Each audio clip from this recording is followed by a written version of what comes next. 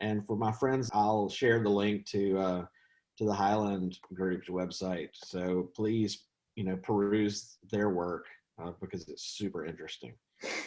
So I'm going to go ahead and share my screen, and got myself a fancy PowerPoint. And so this topic is really kind of a chance for me to pull together a couple of themes that I've been seeing lately in some of my own research, working in India and in Western Cambodia. So what I'm really going to do is present some details about India first, an area called Assam, and then Western Cambodia, and I access those in slightly different ways. And so my area is in graduate education, but I also have taught a course in the nonprofit studies department this semester. So the way that I kind of came about access to these two topics, really, Assam is within the last 2 years. Assam is a really, really interesting part of India. I'll show you a map in just a second. But a lot of really, really tough history has gone on in Assam. It's a very tumultuous place, but a very beautiful and rich region, culturally, historically. And so I have the privilege of doing some collaborative research with a grassroots nonprofit. It's run by nuns in Assam. They actually are from 3 or 4 different orders around the Assam region, and they came together to form a nonprofit because they saw just the really, really tough situation going on with tea garden workers, which is just the typical name that you hear tossed around for the people that work in the tea plantations. And so they're typically called tea gardens. And we'll talk about that in a bit, why that might be a little bit problematic, but the tea garden worker communities are large. There's somewhere between 1 and 6 million workers. It's really kind of hard to grasp the exact number because some of the workers are transient. Some of the family members only work part of the year during doing their gathering of the leaves, and then the rest of the time they may be migrating around for other types of work.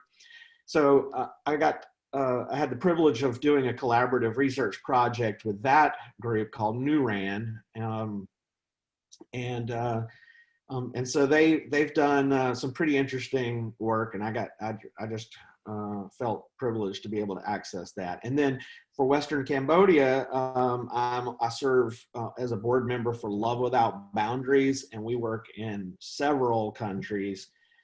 Western Cambodia is one of our areas that we do a lot of work, and it also is a very interesting, very rich part of the world, with a lot of problematic history and a lot of contemporary issues that are really kind of causing some of the problems that they're facing today. So starting out here, we've got Assam, which is up in the top right corner. It's a part of northeast India, and a lot of times, most people don't spend a lot of time looking at the map of India. You kind of think of it in that sort of diamond shape. But when you get closer to it and you start looking, you realize there's this strange little finger that sticks out. It's completely surrounded by all of these other countries. So northeastern India has actually 8 states in it. Assam is one of the 8 states, and it's sort of the central one, and there's a giant river that runs right through the center of Assam, so you can kind of imagine the river running from east to west and down through there. And it's a very mountainous region, very rich soil, prone to flooding because of the monsoon season, and so not uncommon to have landslides and these kinds of issues there. And it's bordered by some extremely poor countries. Assam is itself a very poor region of India, but its neighbors are also poor, Bangladesh particularly. But you also have Nepal and Myanmar right there. And so Assam has always had a lot of connections culturally with those other regions. So a lot in common with Nepal, with Burmese culture, and you can see that it's kind of connected there with this little tiny narrow corridor called the Siliguri Corridor, and the nickname for that is the chicken neck, and I think that's because it looks like a chicken neck. But that little corridor, that little strip, is really what the British colonial administration sort of set up as essentially the pathway to get all the good stuff, all the resources out of Assam and the other northeastern states and into the greater colony of India, and of course on to Europe to use. Now, Assam is particularly important in the world economy. India is the second largest producer of tea behind China. And there's only two places in India that they produce the tea, which is Darjeeling, which is just to the left of that chicken neck, and Assam, which is in red. So about 50% of India's tea comes from there. Most of that tea is sold through only 9 companies, and the biggest, so it's a very monopolized or close to monopolized industry. All sold at a very small number. I think only about a half dozen auction houses in Assam sell all of the tea. Millions and millions and millions of pounds of tea go through this tiny little collection of businesses. So it's a pretty interesting place, to say the least. And how did it get there? Well, originally, it wasn't that important. In the 1700s, 1776, there's some records of a colonial authority unofficial that started to grow a small little tea plantation, tea grove. And they were just essentially trying out a bunch of different crops to see what was really growing well there. And it wasn't that important because they really had this monopoly with China and didn't really have to look elsewhere to grow tea. And then you have the Opium Wars that break out. And so the British colonial authority, the British East India Company, had to start looking elsewhere for their tea. And how do we not have to buy tea from China? Maybe we can sell it to China instead of buy it from them. So essentially came through and did some massive clear cutting of that giant red stripe you see there. Of course, there are people living on that land, right? It wasn't just free land with no people on it, but it became an important place in the British Empire for that plantation style cash crops through the 19th century. And guess what? Still is today. Different companies, same look. So very quickly after that monopoly ends, you get the Bengal Tea Association and the Assam Company set up. And essentially Bengali elites, so the Indian elites who were Hindu, and the British officials kind of split the glory and began selling off giant swaths of land to their friends to grow tea. And of course, within just a short period of time, a large number of tea companies started to sprout up. And here's some pictures, not hard to find examples historically. You'll notice when I start showing you some pictures of more recent, what it looks like on the tea plantations, they're not dramatically different. But you can see sort of the general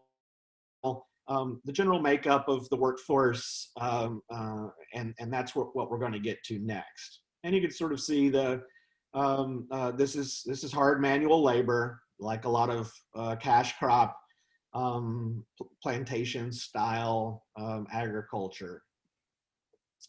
So who are the workers? Well, there were people in Assam, of course. They were pretty diverse at the time, but those were not the people they were looking to do the work. What ended up happening was that the tea companies wanted large numbers of workers, and they wanted the British colonial authorities to help them recruit them. And so very quickly, within the first few years, over 1 million workers were recruited and imported, if that's the right word for what you do to humans, to Assam from all over. And these were typically the disadvantaged minorities in India. So they weren't going for the Bengali, the various Hindu groups. Typically there were some minority Hindu groups, but mostly these were tribal minorities, and a lot of them were brought through trickery. Not an uncommon story, even in the United States, with even Native American workers. But contracts were typically the way that these were done. And of course, the contracts were built on the company store model, where the person signing the contract assumes they're going to get paid, and they're promised lots of things, but those things are given at an exorbitant cost, and no one really ever knows what the cost really is. So very quickly, large numbers of these people who thought that they were coming for short-term, one-season work have been there now for generations. There's historical records of labor recruiters who manipulated men from tribal communities. They would get them intoxicated in various ways. And when the men had woken up, they had signed a contract with their fingerprint, their thumbprint usually. And next thing you know, for the rest of their family's history, they are working in a tea plantation, and not really exactly sure how they ended up in that situation. And so it's a tough story, right? And it doesn't necessarily get better from there. Actually, Assam was a subsistence farming and forest dwelling region. So some people had small, sort of permanent, semi-permanent subsistence farms that would stay in the same spot. And other folks, like in a lot of Southeast Asia, were forest dwellers. So they were sort of in a migratory pattern, right? Depending on the season, they would sort of develop over a few years one area of the forest, cultivate it, and then move on to another area. It's not an uncommon practice in places like Indonesia and other places. But within 50 years, which in our lifetime, it seems like a long time, but in the history of the world, not very long. Within 50 years, in other words, more than 50% of the land had been cleared. So you imagine, like, that whole giant thing, take half of it and turn it into tea plantations. And so, so the local folks then have this pressure on them, right? Pressure because there's less land.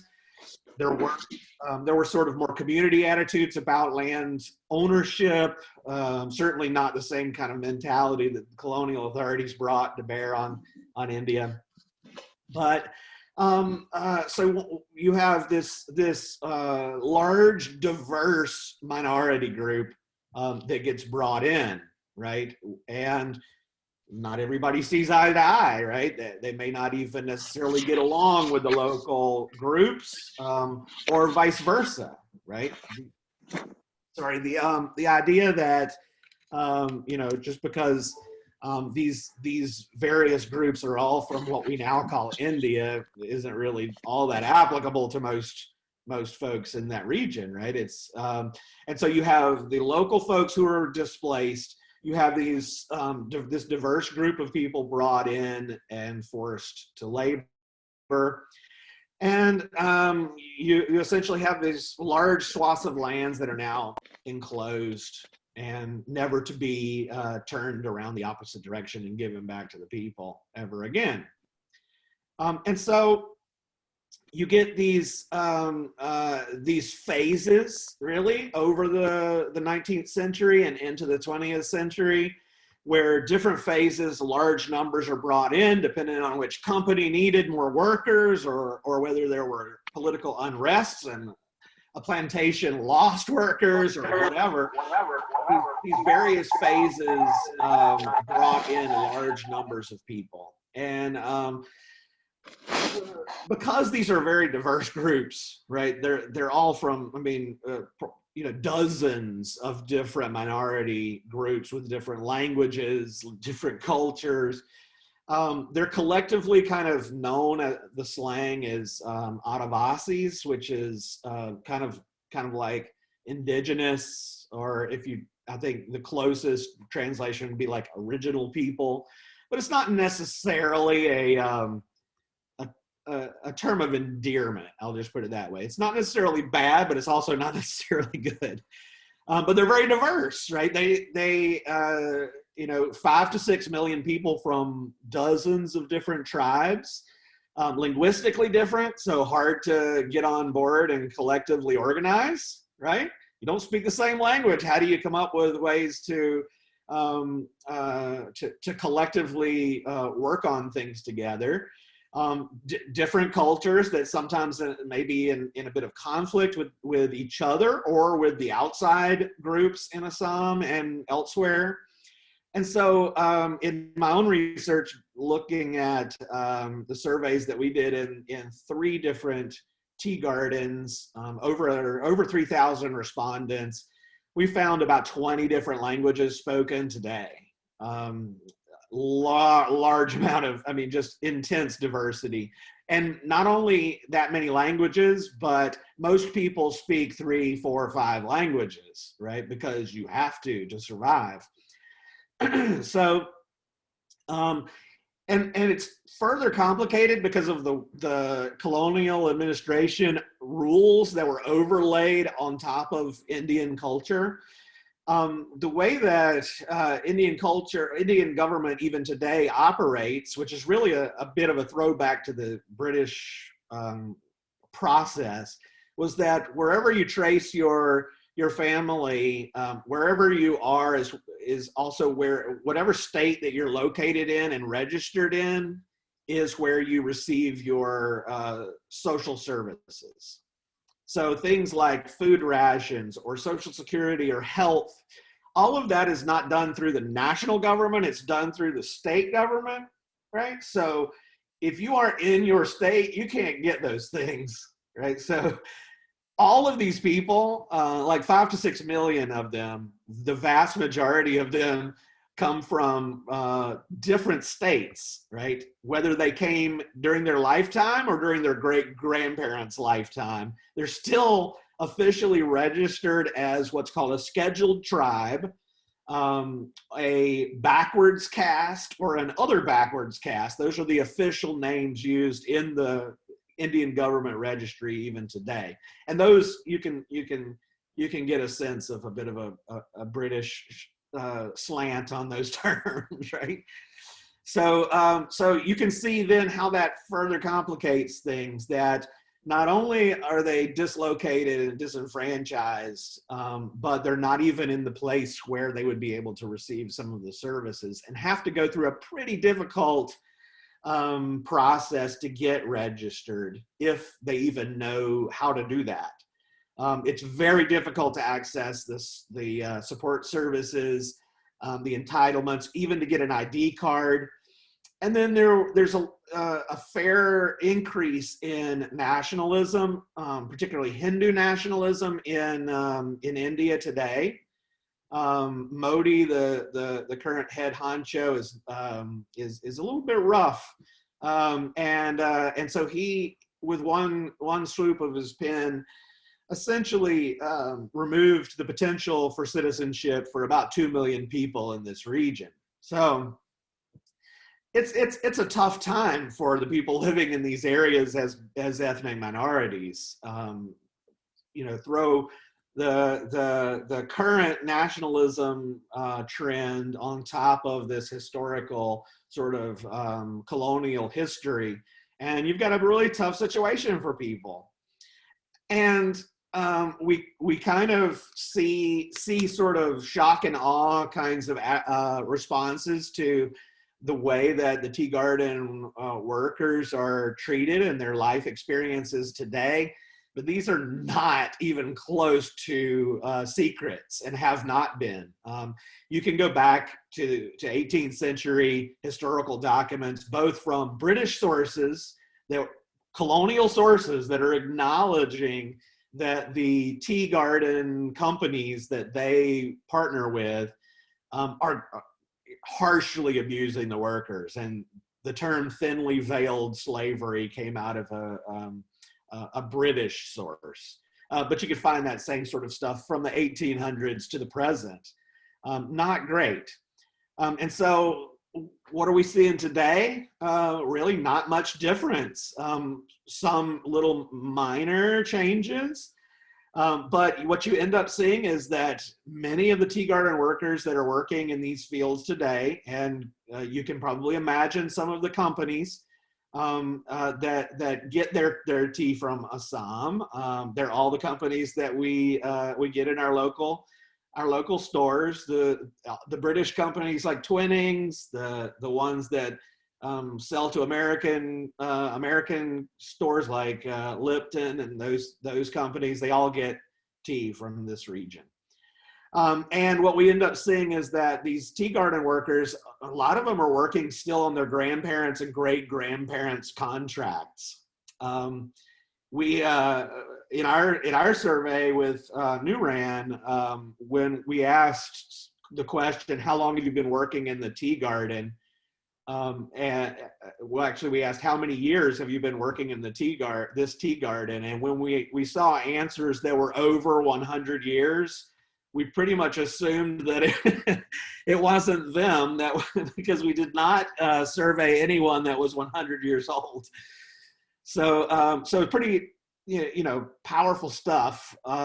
And what we often also see is that the contracts that are still being signed obligate the entire family in a lot of ways. So the head of household gets to sign the contract. And often the male head of household will be given slightly less menial work, still hard work, but they're often given jobs like running bigger machinery or doing pesticides, which is not also got its own problems. But often the women and the children are doing the actual hands-on picking and carrying the tea. They are provided housing as part of their contract, and there are some laws in place that stipulate what that housing is supposed to look like, and none of it looks like that.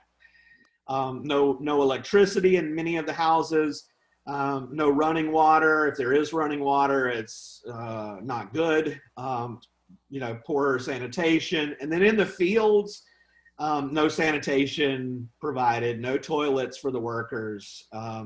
And that might not sound like that big of a deal, but when you see how large these fields are, they may take you an hour to walk to the place where you need to get started picking. And so these are vast stretches of land, right? They're not tiny little plots. It's not an acre plot. And so when you're talking about not having a toilet, that's pretty significant stuff. So in the 50s, again, this is not new. The 50s, there was a Plantation Labor Act that established a minimum wage, working conditions, land, housing provisions, all of that stuff. Nobody's making sure that's happening. There's no oversight to any of it. In 2016, there were some protests, passed a new law, raised the minimum wage. The estimate that I saw just recently said that if they were going to meet the 2016 law, they would have to essentially double the workers' salaries in Assam. In other words, they aren't even halfway to the rule that was put in place 5 years ago. Right? They're that far behind. No doubt that abuses are still prevalent. In our research, in our surveys, we found the most common one was that if they missed their quota for the day, that the rest of the family would have to pitch in and work for free to get them to their quota. Lots of unsafe working conditions. The law says that they have to be provided protective gear because of the pesticides and fertilizers that are sprayed all over the tea.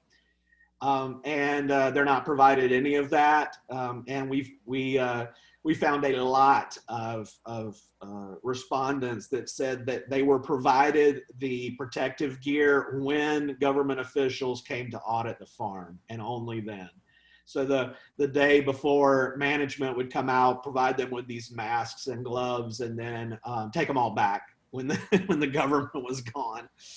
And then a large, it's definitely a gender skewed issue, because the largest part of the menial workforce, the hardest work, is done by women. And these are pictures that literally I pulled off the internet yesterday. It's not hard to see that it's mostly women doing the work. And you can see that the work doesn't look dramatically different than those pictures in the 19th century, right? You've got folks lining up, right, with their bags getting weighed. Somebody's taking the tab on that. You can see the guys spraying pesticides, no mask on him, and so, it's kind of the same, but you can also kind of see how lush and beautiful the landscape is, right? Imagine what it was like before all of this was clear cut, right? All of that was jungle forest land where the local folks were living. So what you end up seeing is just a continued crisis beyond crisis point of a lot of unmet promises. The government and the companies were supposed to provide schools for the children of the tea garden workers. There are a handful of primary schools, but they're really poor. They're really under-resourced. They're these crummy little buildings with nothing in them. Very few secondary schools. And so if someone, even when they finish primary school, if they want to go to secondary school, they've got really one choice, and that is to leave. And so you imagine, even if secondary school is provided for free, you've got to know someone, miles and miles away where your high schooler can live to attend school. So you've got to have a friend, family member, whatever, and they need to travel hours, maybe even away, to be able to attend a high school.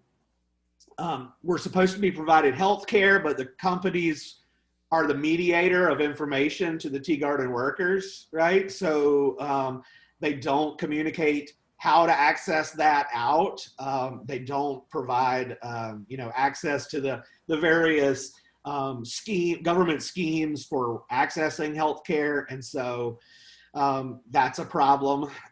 Rations, so the government guarantees that they receive various rations, and it can be plots of land actually on the plantation grounds for the worker and the family to have their own garden, right?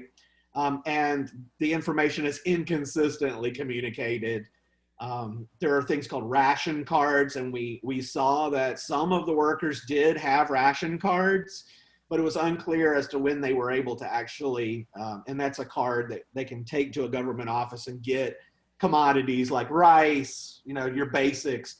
but it was really unclear as to whether they were accessing those resources.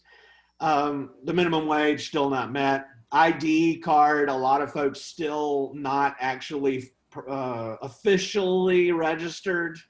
The promises of improving the working conditions just continues to be put off. And so here's sort of the general tea garden worker, what they call the labor lines, which are the houses that are provided by the companies. And you can see they're inconsistent at best, right? You can see some look a little bit more sturdy and well built, and others there's no way that the company built that for them. Likely the worker had to clear the land themselves and put up a structure as best they can. So that has made the news in the last few years, since really starting in 2019, but really hitting a fever pitch in 2020, that there's been a lot of unrest and protests, particularly in relation to land. In the 80s and 90s, there were a lot of ethnic clashes. A lot of this leads back to that colonial history, but the local folks attacking other tribal groups that were brought in or that migrated in for work. Lots of violence. There were various pieces of land that locals were using as forest reserves and living off of that were used as like sort of refugee resettlement areas. And so locals that use that are ticked off at the refugees that are now on the land and they can't use it. So it's just really, a bad situation. And then you see some of these larger plantation lands sold off when the economy kind of ripples, and when a bigger company isn't making enough money off their multi-thousand-acre plots, they'll sell it off to smaller landowners. And so now you've seen an increase in the smaller landholders, and smaller means between 500 and 1,000 workers versus 5,000 plus workers on the large plantations. What you started seeing in the last few years is there have been some attempts at building up collective bargaining, and there have been some small workers unions that have led some protests, particularly in March and April of 2021. 2020. I don't know why I said 2021 because we haven't made it there yet. 2020, there were some protests because those farms forced everybody out of the fields, but also stopped paying them. The government said you aren't allowed to have people. We've got COVID spreading. So they sent everybody to their homes, did a lockdown, but then stopped paying, and now these people are starving. So some protests happened and have continued to happen since. They demanded their pay, and then they also demanded that simultaneously the raise in minimum wage.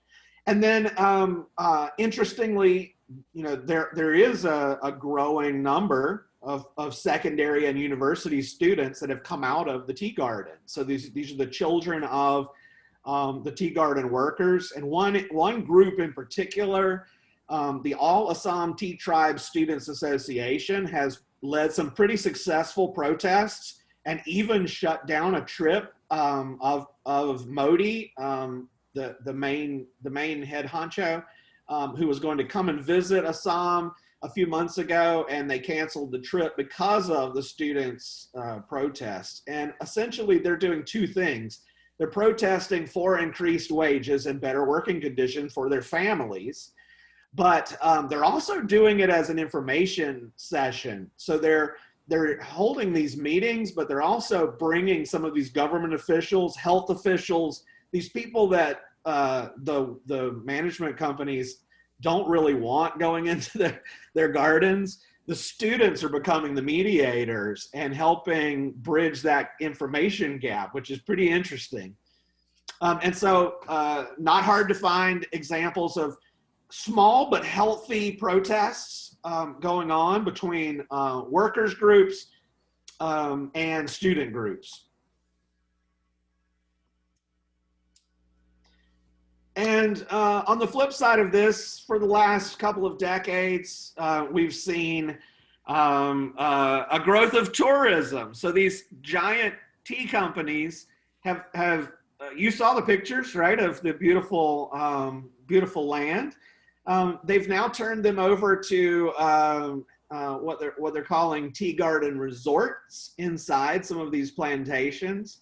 And what's called heritage bungalows, which are the original colonial bungalows that the officials would live in and oversee their thinly veiled slavery. Now you can go and stay there as a tourist, right, and see all of these beautiful landscapes and take some selfies. And so I thought that was fascinating. And as I was looking through it, I found, as I was searching for plantation tourism, I found one from my home state. So if you can't make it to India and go stay in a plantation, you can always go to Georgia to the Pine Hill plantation and hunt quail with the same basic idea.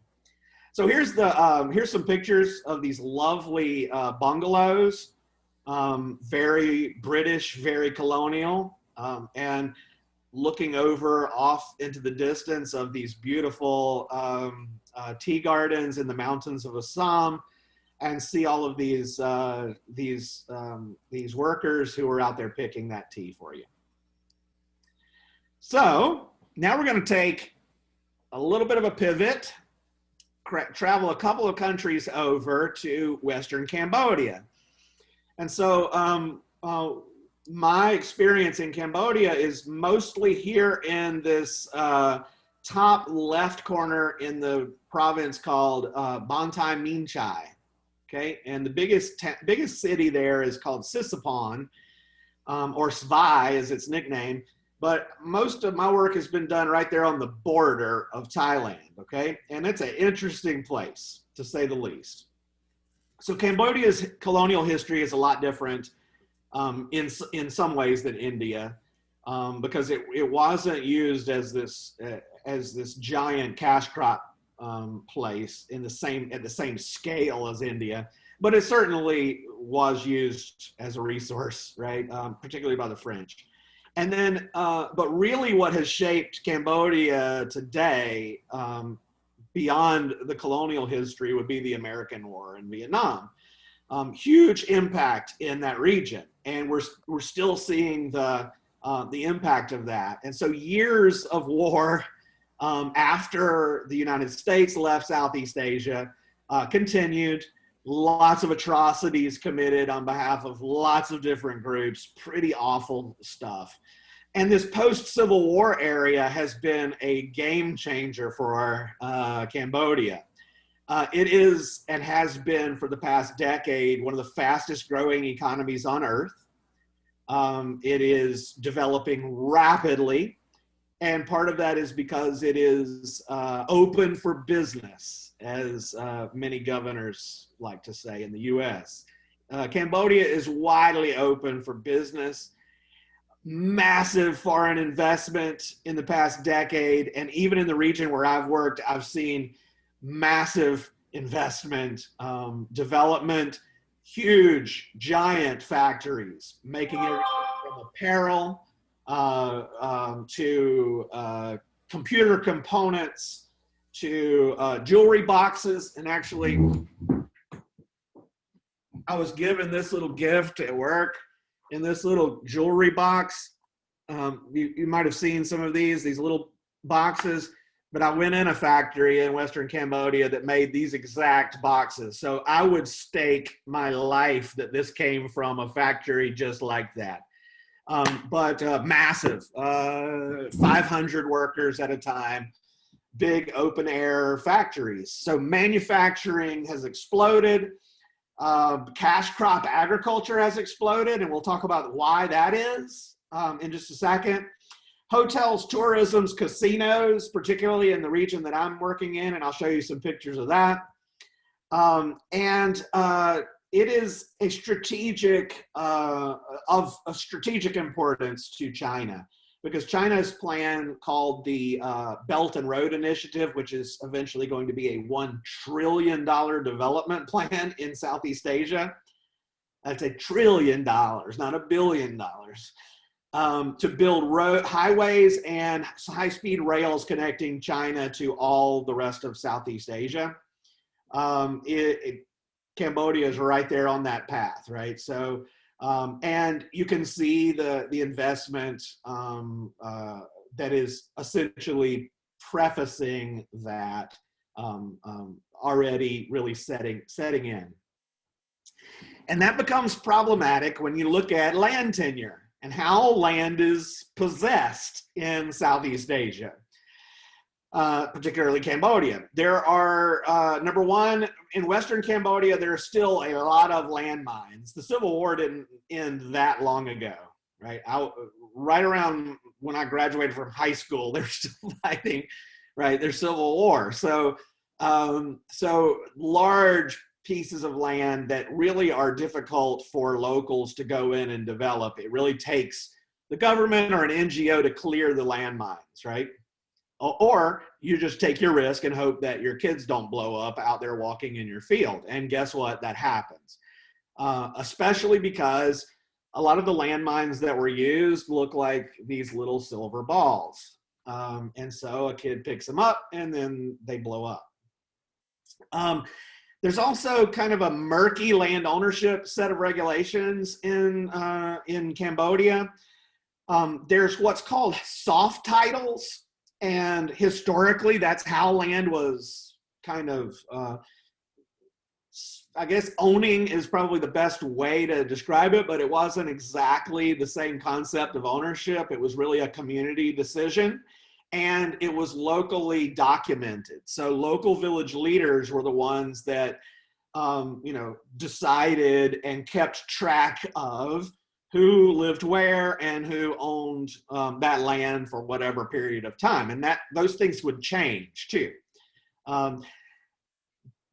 Post-Civil War, sort of the modern Western idea of land ownership took hold in what is now called hard titles, and those are done at the national level. So local government handles soft titles, but you can't get a hard title until you go through the national government. And you can imagine that's costly, right? So your local farmers, are they going to be, traveling the 10-hour drive? And I took that drive one time from this area to Phnom Penh to get their land registered and pay exorbitant fees.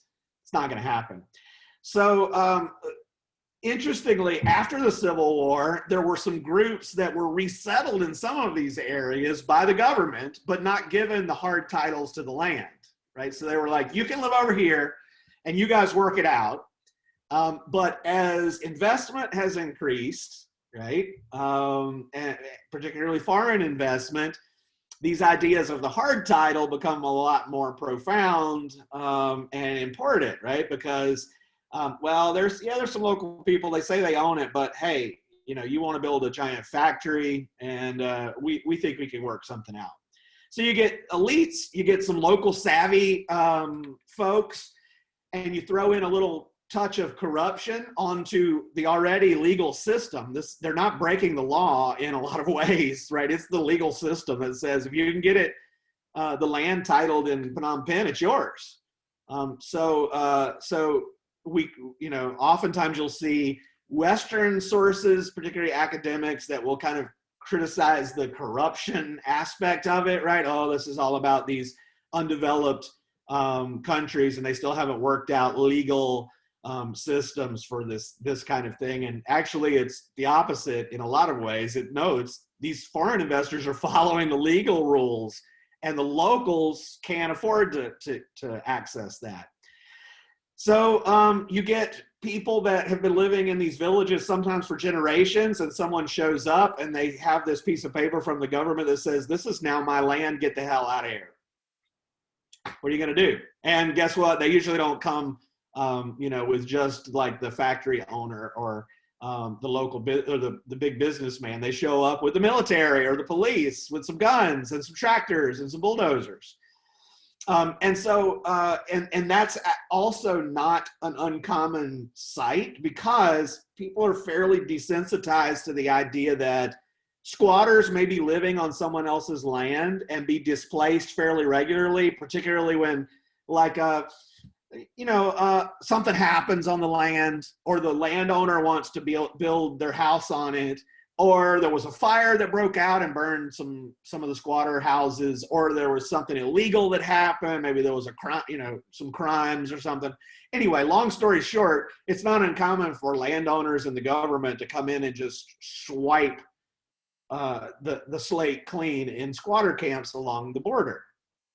And some of the landowners have become pretty savvy at actually keeping the villagers there. And that's where the cash crop agriculture has come in, because some folks that have figured out how to get a hard title on a large swath of land that already has some villagers living there, guess what? Those are now workers, right?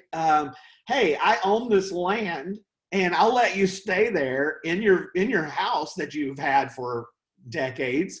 But you've got to now work on my land that surrounds your village, and it's all going to be growing this one crop. The one we see the most in this area is cassava. And guess what? You can't eat cassava until you process it, or it will kill you. So it's not edible. The people can't sustain their life on it unless they put in a lot of time and effort into processing it into things like tapioca. But if you eat it right out, it's full of arsenic and it will kill you. So you've got vast swaths of land that are growing a crop that the people can't eat. And when landowners get mad, they decide to knock these things down. It's not a small event, right? It's violent.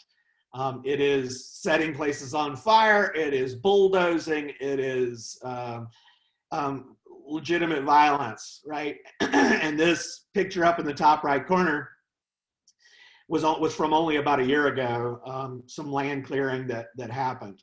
So a really, really traumatic experience for people, as you can imagine.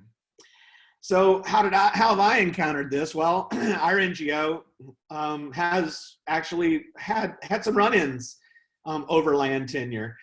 We attempted to build a school in a village that was all the land was bought up by one man, and not the nicest man either. He said all the villagers were welcome to stay, but they had to work on his land.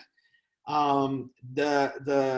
went in and built a school, and he came in and said, "No, that's not going to happen," and tore the school down. And then he had the provincial government call in our Cambodian director, who is a Khmer person, called him into the government office, threatened him, said, "You need to stay out of this village. This village is not for you. This is my people. These are my people. This is my village." We luckily had an education ministry official on our side, and they helped negotiate to at least allow the children in that village to be transported to another school so that they could at least be out of that village and have some socialization and some food. We provide food too. And so they agreed that the children could be met at the nearest major road, which was, it was still a bit of a walk for the kids, but better than nothing, and transported to that NGO school. That went along for about 3 years. Everything seemed to be hunky-dory, maybe 2.5. And just about a month ago, the workers were asking for increases to their wages, and rather than increase their wages, guess what he did? He showed up to the village with a bulldozer, leveled the village, and said, "Get the hell out of here, all of you." So those people, I think it was about 24 families, so a pretty big group, and a bunch of kids, all relocated to about 30 kilometers away where they knew nobody. We were able to get them into a local government school and everything, but Probably one of the most heartbreaking set of pictures that I've seen was that little group of about a dozen elementary kids as we brought them into the new school and they were being introduced. And of course, the kids at the new school were the sweetest. You know, you could tell they were asking them to sit beside them and that kind of thing. But just the idea of being a child, having your home completely leveled and then relocated to some strange school is a tough one to swallow. So all of that fits within a broader migration context in this region that makes it even harder to battle, because Western Cambodia shares this really big border with Thailand. It's a huge border. It's a major border crossing right there. Lots of backpackers cross there. Lots of goods and services cross. And lots of Cambodians travel to Thailand for the day, just for day labor. Lots of them travel across for long-term work.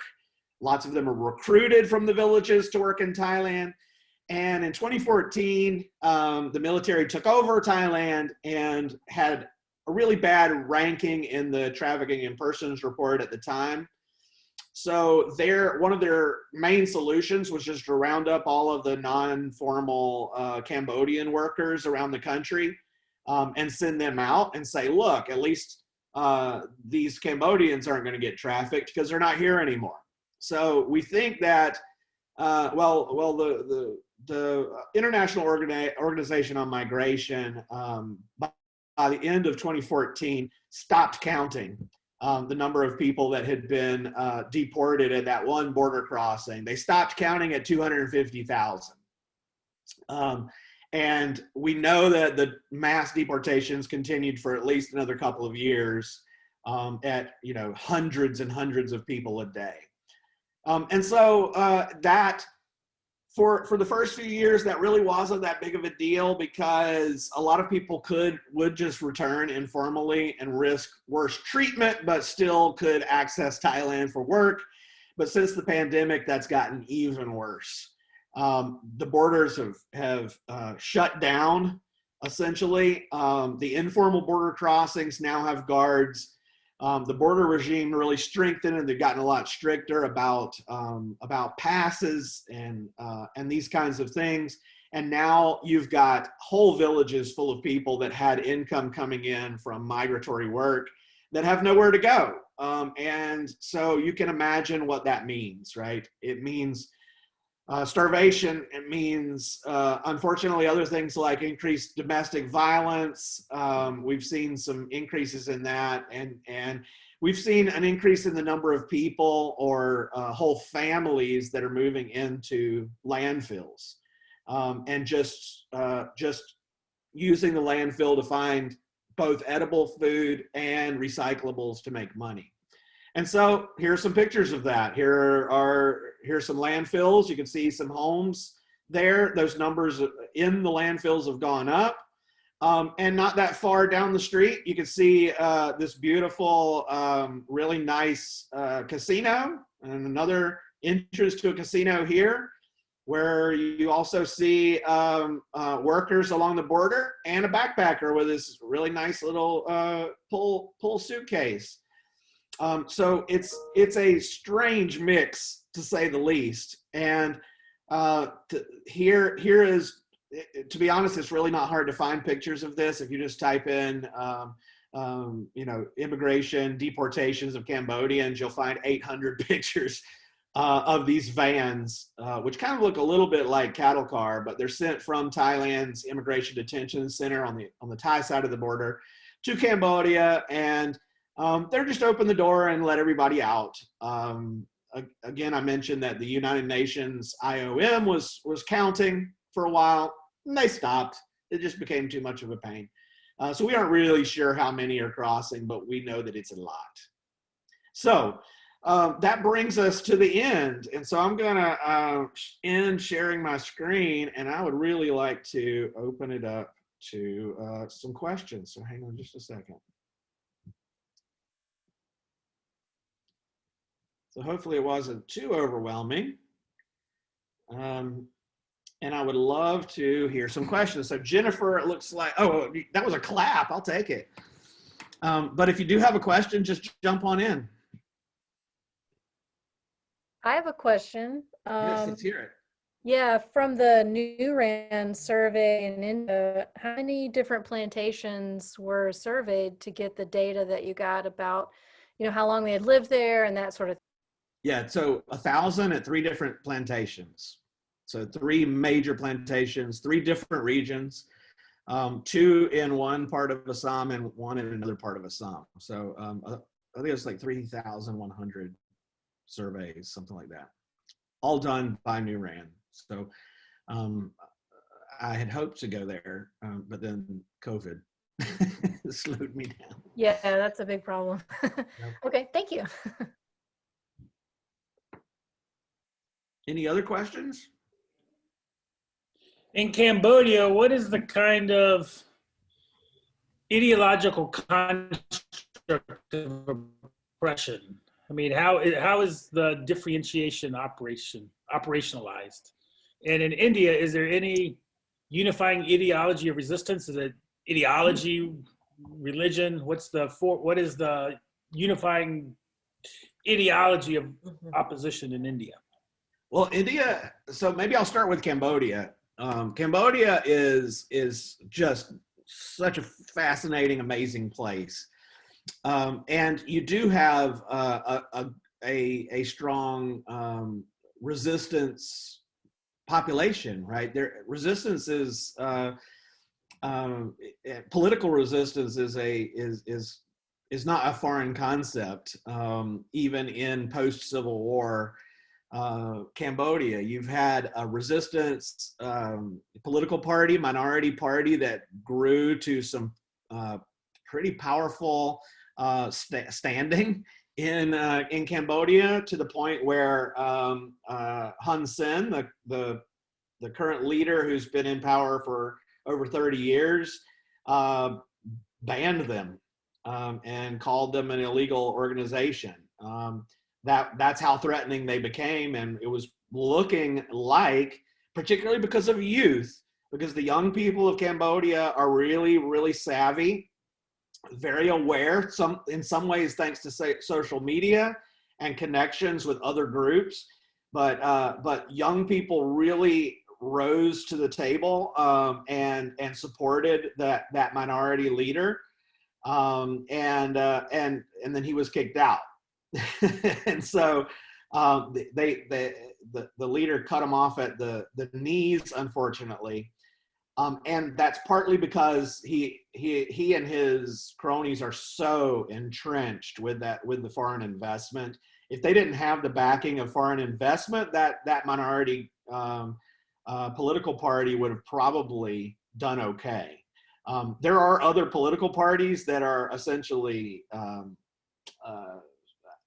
I don't know. They're not really political parties. They essentially put up signs around, but they don't really do much in terms of saying anything against Hun Sen and his government. But over the past 30 years, particularly last 20 years, Hun Sen has become so wealthy, so successful. The investment is mind-boggling.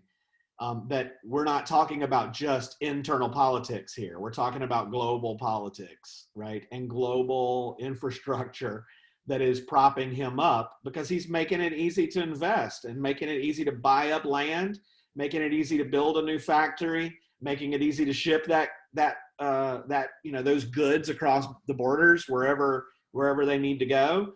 And so again, there was almost a sort of the same sort of thing as the Arab Spring, right? In Egypt, the same sort of, but a miniature version of that kind of growing in Cambodia among the youth. But it was crippled. It was, sort of knocked out. India is a very different animal.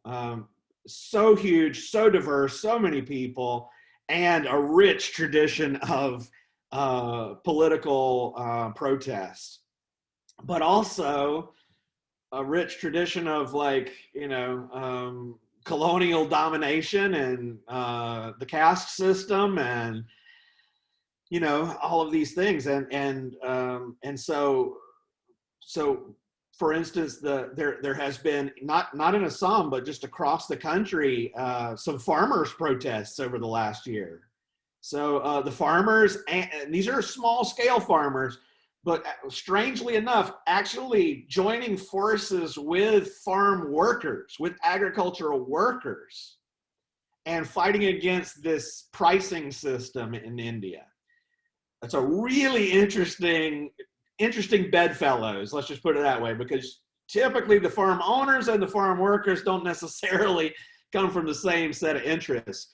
But in India right now, you're seeing them push back on this national system that was sort of designed to keep prices good, but hasn't really worked out as well for the farmers as it was promised. But then you also have religious oppression that plays into this as well, right? So Modi changed the rules about citizenship and essentially made it more difficult for Muslims to re-register their citizenship, particularly if they moved to India from somewhere else. So for instance, from Bangladesh, from Myanmar, from another country, it's not a problem to be an asylum seeker in India if you are Hindu. Pretty straightforward process, right? You can do it and go file the papers. Really difficult if you moved from Bangladesh as a Muslim and tried to become an Indian citizen. And they essentially said, look, there are Muslim countries, you should go there.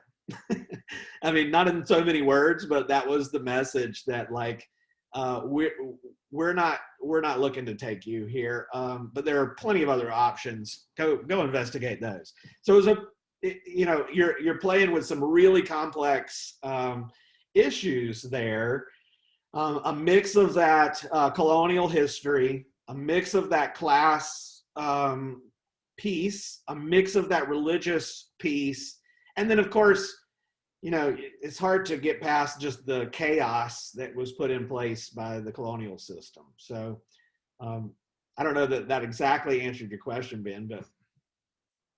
My question, like, for example, in the United States, we criminalize everything. So we don't necessarily come out, since Jim Crow, we don't use race as the triggering term for exclusion or control. So in the neoliberal regime, it is criminality, just as migration and the control of populations around borders. So would you say in Cambodia, it's not as much an identity-based form of oppression or outwardly class as they criminalize like occupying illegally private property? So you are now a landless peasant, so you need to be policed as somebody who's engaging in criminal behavior. Exactly, and it's not a carceral kind of approach like the United States, because it's just not places to put people, right? I mean, they're not looking at filling up prisons any more than they're already full.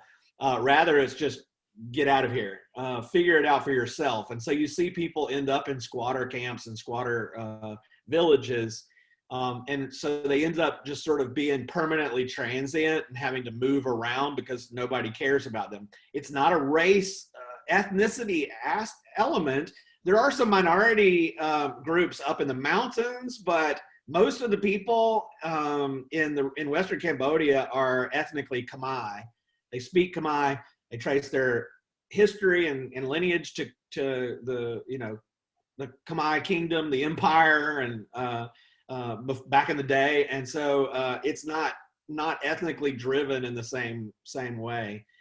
But it's definitely economically driven, and there's a bit of I hate using the Wild West as our the only go-to metaphor that I have to work with, but there is a bit of that mentality of sort of grab and go, grab as many pieces of land as you can, grab as many resources and get as rich as you can, and take as many deals as you can from foreign investors. There are, hotels popping up. There's just beyond sort of wild speculative investment going on there. And the pandemic really hasn't slowed it down much.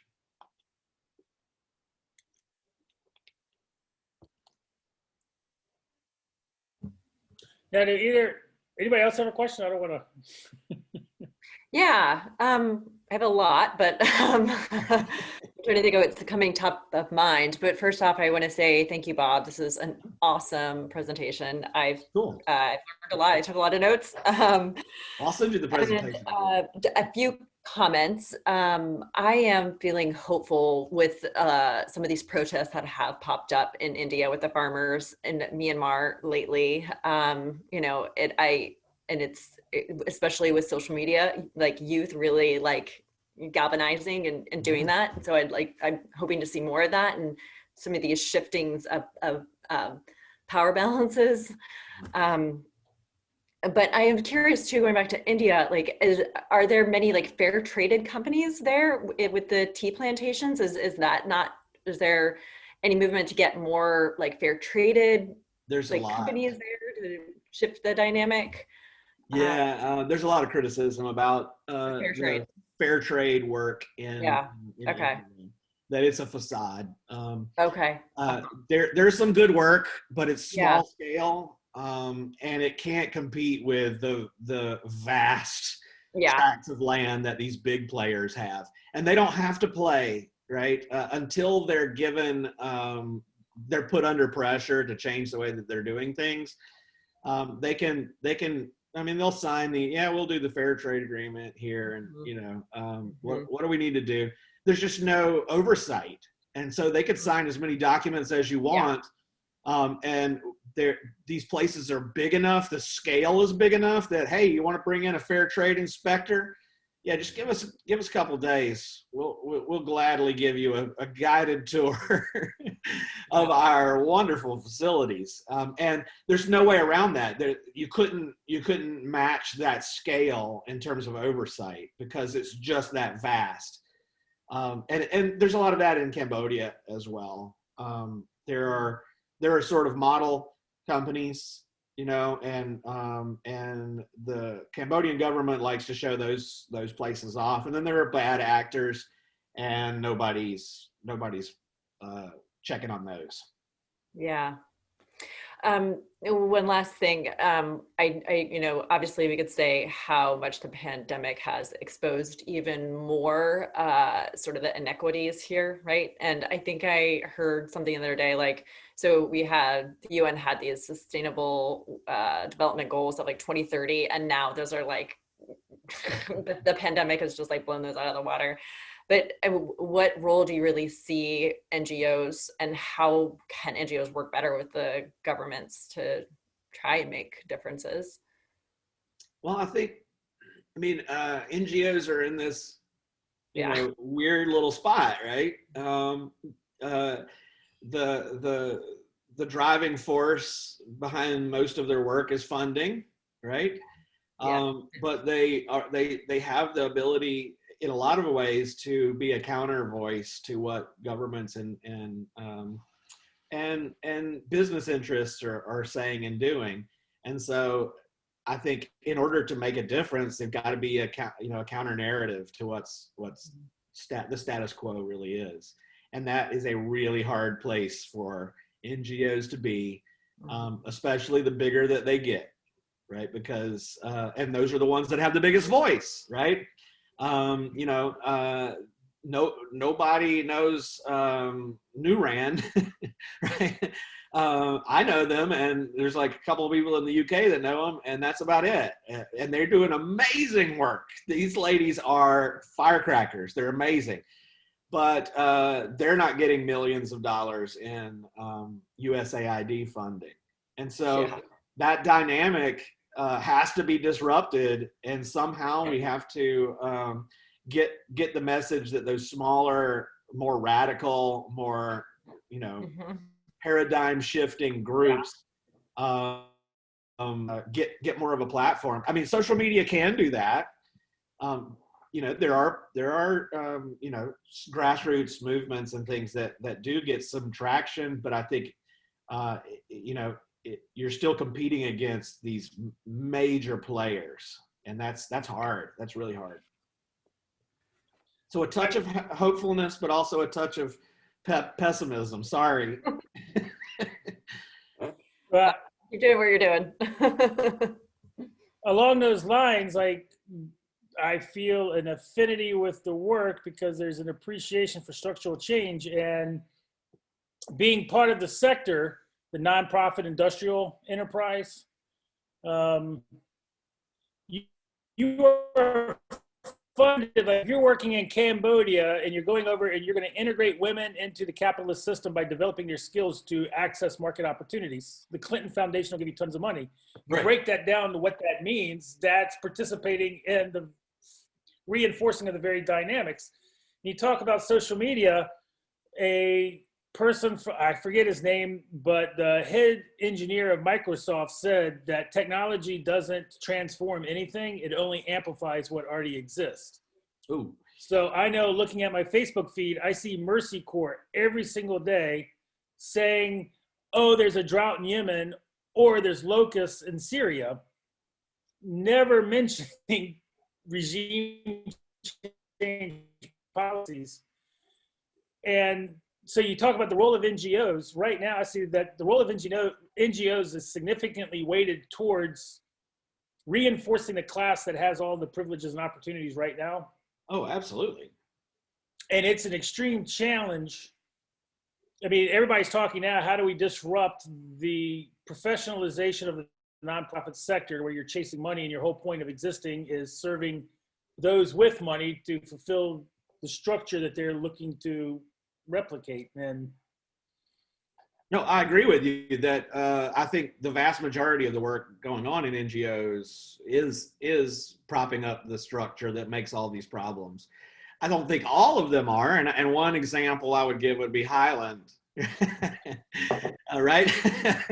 You guys and a lot and I don't think that you're alone. I think there are lots of small grassroots groups that really have a critical view of the way things are, and they really are trying to make changes, but they also oftentimes are making small incremental changes or small scale radical changes. And I think that's okay. I don't necessarily think this idea of we've got to scale everything up immediately, which is what major NGOs want to do, right? Well, we need to be in 1,400 countries. You know, we've got to scale up. Rather, I think what might be a better approach is to do something really, really good on a small scale, and then let everybody see how cool that was, so that maybe they want to try it too. I mean, I think of somebody like the Zapatistas, right? Like, talk about, you know, those guys are, and girls, mostly girls, are you know, radical change makers, right? And they're not trying to export the Zapatista movement outside of their community. Rather, they have people coming into them like, what are you guys doing? I want to come and hang out here and see what you're doing so that we can go back and try it at home. I see that being the place where the promise is, there's the most promise in the NGO world, is that small folks that get amplified, small work that is meaningful. And I think we see that in Richmond too, right? Like, there are some really cool organizations around Richmond that are doing cool stuff. They're not doing it with 10,000 people. They're doing it with one small community, but it really is making a difference. And that's the kind of thing that we really ought to focus on, rather than the marketing and the, as you said, feeding into the NGO industrial complex. I like that. I'm going to quote you on that. all right. There's two concepts that I hope becomes a movement. One is, you know Schumacher, Small is Beautiful. E.F. Schumacher, he wrote this great book, Small is Beautiful, and he's looking at organizational engineering, if you will, and finds that an organization reaches a certain size and it spends more resources on maintaining and growing its size than it does on service delivery. And basically, the larger an organization gets, the more decrease there is in the quality of results. So Schumacher talks like it's a Buddhist vision on development, that the best development happens that's small, and small is beautiful. So an NGO should be highly localized and focused. Obviously, you have variegated impacts of globalization. So capitalism manifests differently in every single community, depending on the geography and its history. So you should have very specialized and localized result efforts. But to counterbalance the lack of power that comes from specificity or small is this whole notion of horizontalism. And institutions like the Catholic Church used to provide that kind of amplified mega voice for the developing world before John Paul and all that. But so there's a growing notion of this concept of horizontalism, and how does groups coalesce to form that scale without necessarily having to have that hierarchical organizational structure. Yeah, I think Like you see that in Southeast Asia as well. That you do see small scale grassroots NGOs that are partnering with each other and building their own little coalitions, and those are typically the more interesting groups than the big daddies like World Vision or Mercy Corps or Save the Children or CARE. I mean, the list goes on, right? But I mean, I'm in a nonprofit that is in that same mentality, right? I work at a university. That's kind of one of the things that universities do, is try to make sure that they stay universities, for better or worse, right? And at some point they lose sight of the whole reason that they were there. And I'm not looking to change that whole thing. I'm really way more interested in helping out in Cambodia than to change the university paradigm. I'll be honest with you. Sounds like from some of this discussion, like every NGO needs its own John Rambo. Maybe. Yeah. I don't know that reference. Rambo, Sylvester Stallone. Yeah, as long as it's a local Sylvester Stallone, not exactly. Not an American GI, but No. Someone who's going to be ready to go. Bob, I just want to tell you, my friend Sharon from Detroit is on here. Oh, cool. Yeah. Just Hey, Sharon. pointing that out. Detroit. That's right. If you can't tell, I'm a Michigander. My grandfather moved to Virginia a long time ago. What part Cool. of Michigan? We could tell. My roots are in. I got like a whole Minnesota, Michigan, round face, red cheek. I like potato au gratin and. And the cold doesn't scare you at all. So. Oh, my wife, who's our biggest issue, is I like the windows open in February, and she doesn't. Not here. It's like 9 degrees in February. Right. Hey, Sharon.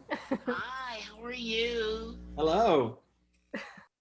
Well, Bob, how do you think, with this information you've given us, how do you think that we can facilitate any kind of significant change?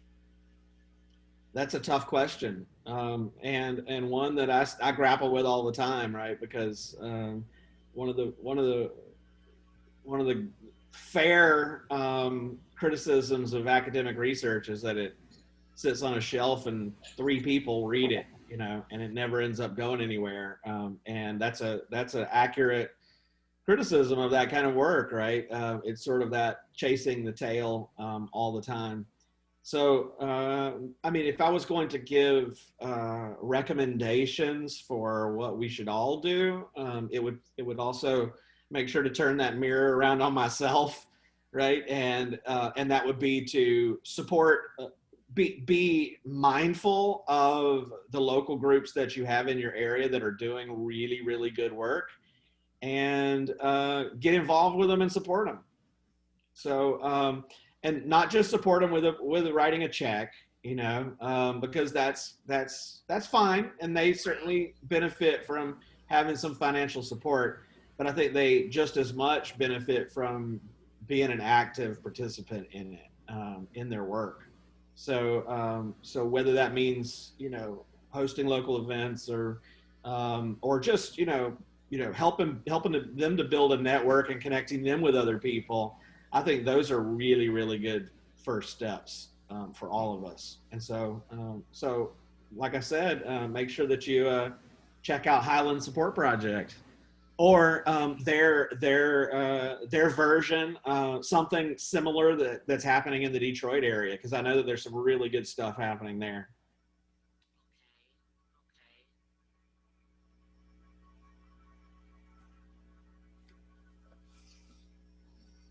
All right. Well, I think we maybe brought it to the end. Thank you very much. Don't want to take you for a whole night. We have to come Thank you. over and have drinks or something because I'll go all night. But Me too. Me too. We will definitely have some beers, Ben. Don't you worry. So, and we'll try to get our Detroit friends to come down here at some point. And I've got Chris here, who's in Atlanta. Thanks, Chris, for jumping on tonight. I've got Makara, who is in Richmond. He jumped in. So. This was very informative. Thank you. I'm going to be looking into a lot of the stuff that you spoke to Yeah, us. I'll gladly send the presentation too. Thank you. Please do. Please do. Here's my email if anybody needs it. Hold on just a second.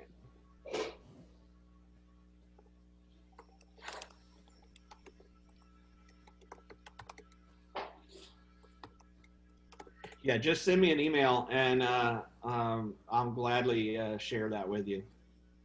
Thank you. all right, you have a great night. All right, take care. Everybody. Thank you, Bob. Bye. Thank you, Bob. Thanks. Bye, Sharon. Bye, Cindy. Happy Bye, new y'all. spring. I know. Happy spring. Happy spring. I'm ready.